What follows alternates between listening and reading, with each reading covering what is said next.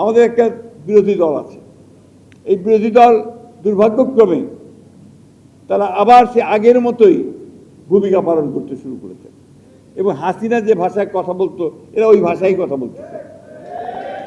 করতে দিব না, চলতে দিব না, শেষ করতে দিব না, এইসব বলতে শুরু করেছে না। টার্ম শেষ করতে দিব না, পারবে না। আরে বাবা, হয়েছে তো মাত্র 4 মাস 5 মাস। এই 4 মাস 5 মাসই তো অনেক পরিবর্তন হয়ে গেছে, বহু পরিবর্তন।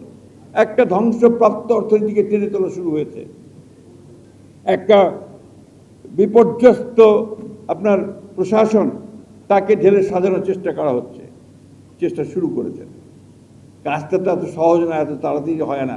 আরো যদি চেরাগ তো নাই কারো হাতে, অথচ তাদের ভাষায় যে এই মুহূর্তে হতে হবে। আপনার তেলের, আপনার গ্যাস আর আপনার জ্বালানির সমস্যা হয়েছে। আওয়ামী লীগ 15 বছরে একটাও তেলে আপনার গ্যাস বা তেলের খনি আবিষ্কার করার চেষ্টাও করে নাই, এক্সপ্লোরেশন হয়ই নাই। আমাদের একটা প্রতিষ্ঠান আছে বাপেক্স, যেই বাপেক্সকে দিয়ে আমরা এই গ্যাস বা তেল আহরণ করার চেষ্টা করি, খোঁজার চেষ্টা করি, কূপ খনন করে, সেটা তারা একদম পঙ্গু করে রেখে দিয়েছিল। সেটাকে আবার চালু করা হয়েছে।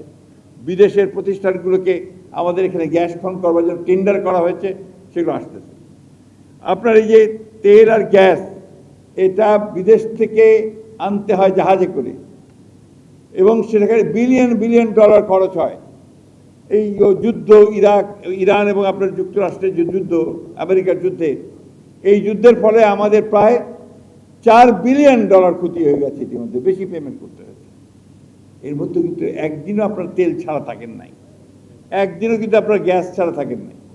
কমেছে হয়তো, যেটা আপনার আগে 10টা পাওয়া যেত এখন তো 4টা পাওয়া যাচ্ছে, পাওয়া তো যাচ্ছে। এটা আমরা চেষ্টা করছি, ইনশাআল্লাহ অতি অল্প সময়ের মধ্যে এই সমস্যাটার সমাধান হবে। যেটা আমদানি করতে হয় সেই কারণে এগুলো বাড়ে। জিনিসপত্রের দাম একটু বেড়েছে কেন? যেগুলো আমদানি করতে হয়, ওই জাহাজের ভাড়া তো বেড়ে গেছে, সব কিছুই বেড়ে যায়। যখনই আপনার বাড়ে তখন সব কিছু বাড়তে থাকে, ফলে এই সমস্যাটা আসে। তো এইগুলো জিনিস তো বুঝতে হবে, না বুঝলে তো আপনার এইভাবে হবে না।